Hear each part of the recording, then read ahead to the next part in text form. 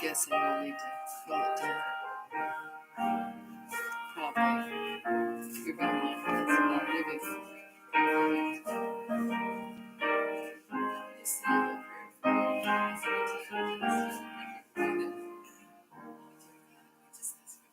prayer for me. So much in our lives. We know that you bring the words to inspire all of us in those ways that you call and just help things to flow the way they're supposed to flow. Trust you. In Jesus' name.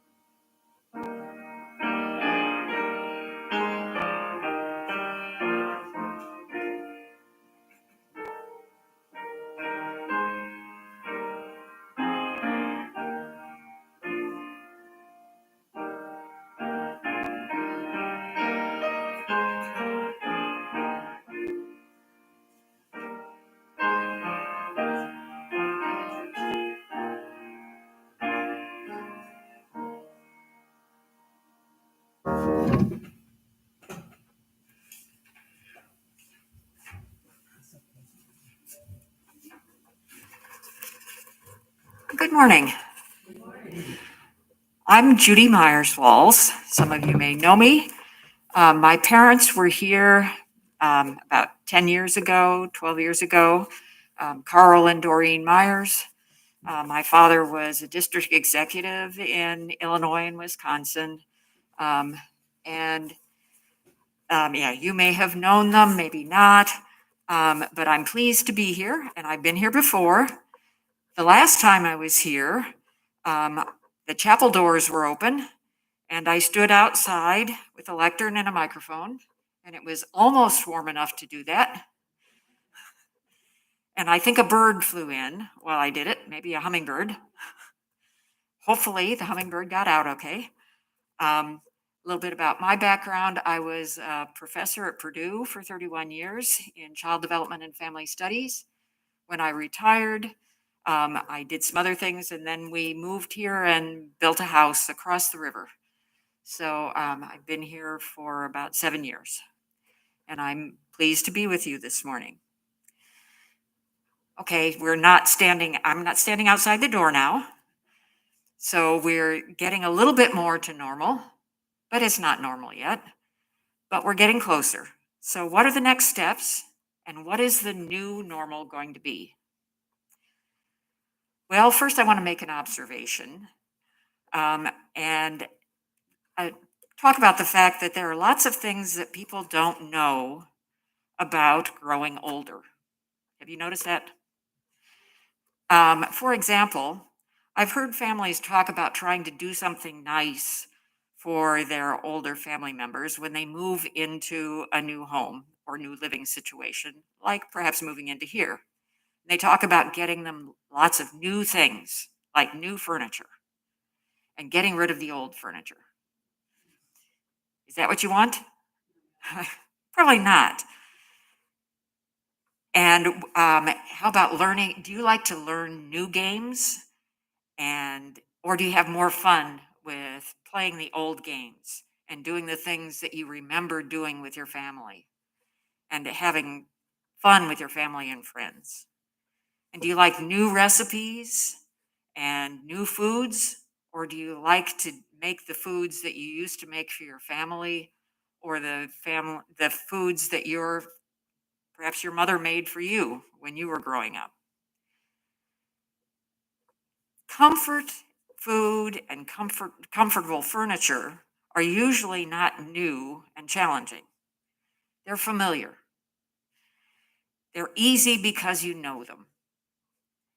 And they're good because they have been part of your life and part of your relationships and part of your special events with the people that you know and love. Routines and familiarity are reassuring and comfortable. In contrast, we've had 2 long years of changes, separation, and unpredictability and losses. Sometimes it might have felt like we were living the stories of the Israelites in the deserts, or in maybe other people who have been in exile. In a retirement community like this, there are always losses, but the losses during the pandemic have been different. Couldn't grieve the way we normally grieve. As I said, predictability and sameness are reassuring, and they make life easier. But those things were in really short supply during the last 2 years. No one knew what was coming, and we have never been here before. There was limited comfort to be found. Because of that, there's been a lot of talk about getting back to normal. People want comfort. They want nostalgia. At times like this, the old ways and the good old times look great.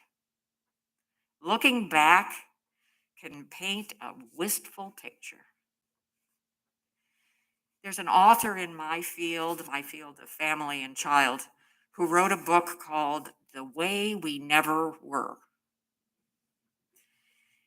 That says a lot, just in the title. She was focusing on the 1950s. That's one time when people often talk about the way things were that really was not necessarily the way it really was. I'm kind of wondering what stories and books will be written about the great pandemic. But more importantly, right now, what are they writing and thinking about the time pre pandemic? People sometimes think they're being historical, but often they're making up stories about the way life used to be. And pretty soon they begin to believe those are true. All of us can pick and choose what we want to remember from the past, and that's in many ways good. We can we don't need to remember everything. We can pick and choose and remember what we want to remember. And often we make it better than it really was during that time. Again, that can be healthy, that can be good. But there are people who do the opposite, and you may know some of those people who remember things as being worse than they were. But those people are usually unhappy when and wherever they are.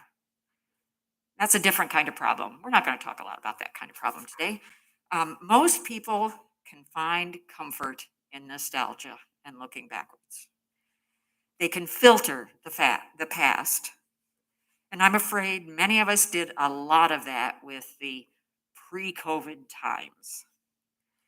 They remember those times as running a lot more smoothly and being a lot happier than they actually were. So there's been a lot of talk about getting back to normal. But was normal really that great? Were we really running that smoothly at that time? In any case, even if it wasn't all that happy and all that perfect, is it possible to get back to that time? During the pandemic, it may have seemed like you were in a play and there was a fire drill. And while you were responding to the alarm, the stagehands in the play moved the sets around and the writers rewrote the script and the audience all left.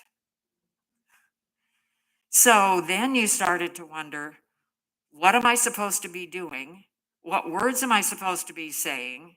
And why am I doing it? Everything was upside down.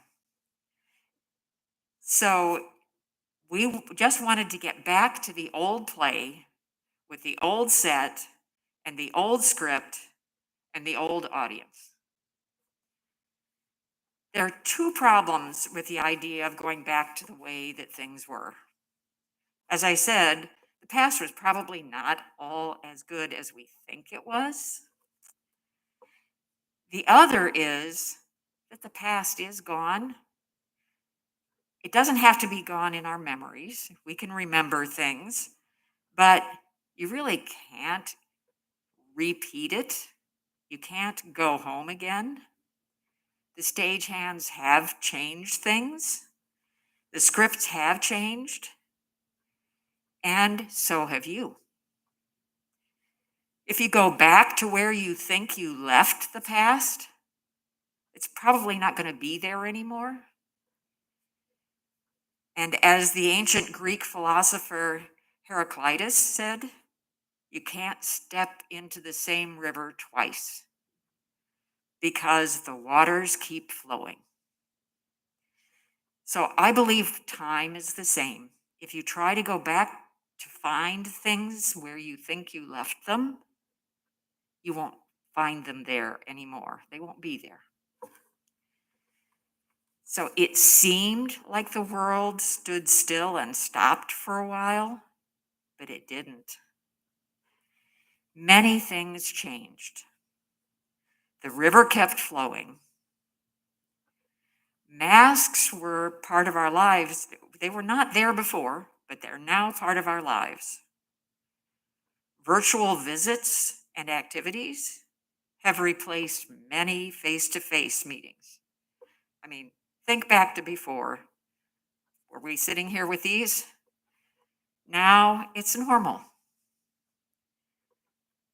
There's a new appreciation for the joys of being able to be together. And in many ways, we've learned new ways to be together. It's not possible to go through everything we've experienced in the last 2 years and not have both the world and ourselves come out on the other side being different.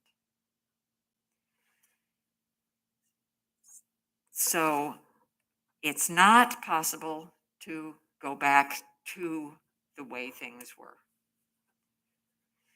Getting back to normal is at best a new normal. Zoom, live streaming, and online apps surround us. You've learned a lot of things you didn't know before, haven't you? They've brought us together when we were apart. At first, we all were feeling like we were separated and isolated, but we figured it out. We figured out how to get together. The new normal will feel increasingly normal because it will become familiar. Then that will be more comfortable. So we won't be so overwhelmed over time. Ideally, our adjustment should incorporate elements of the old and the new. We'll cope better when we hone the new skills we're learning to deal with the new demands and combine that with our old wisdom. We're all learning new lessons rooted in both the old and new experiences. We like the familiar, but in Hebrews 8:8, God is quoted as saying, "The days are coming, declares the Lord, when I will make a new covenant with the people of Israel and with the people of Judah."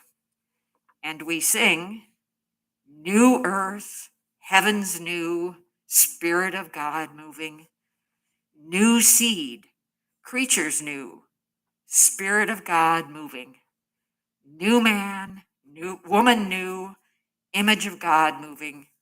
Sing a new song to the one who has said, behold, I make all things new."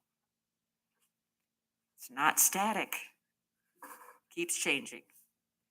To embrace the new while still holding on to the old, we need to do 3 things. First, we need to recognize that we did have important losses during this time of pandemic. Unfortunately, we didn't have the same opportunity to grieve those losses during the pandemic that we normally would have had. We were often separated from each other. I think we've learned better how to have grief, how to come together to recognize those losses now, but there may have been some, especially at the beginning, that we haven't finished grieving, and we're still grieving. As we come back together, we'll notice the holes that are missing. Moving to new stages often means letting go of at least some of the old to make some space for the new.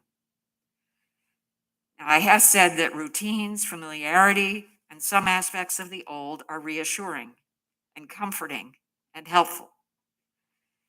They provide a foundation that allows us to embrace the new. But the river does keep flowing, and we need to recognize that some things are gone. During the pandemic, we lost many of our methods of noting those losses and mourning. We might have been separated from each other, and we might not have noticed all the things that we had lost. We might need to examine those losses and the feelings of grief, maybe delayed grief that we're carrying. It's important to let those feelings wash over us and hold those feelings close so we can move ahead with the grieving process. Share those feelings, share them with each other, and then decide what the losses mean to you, how you're going to incorporate those into who you are, and what you're going to do next to meet your needs for the future in light of the fact that you've lost those things. Okay, so first is grieve. Second, note what you did not lose. What is still in your life? Remember the idea of the play with changing set and scripts and audiences? In my mind, the stage itself never changes. The foundation is solid, and the basic purpose for the play has consistent rules.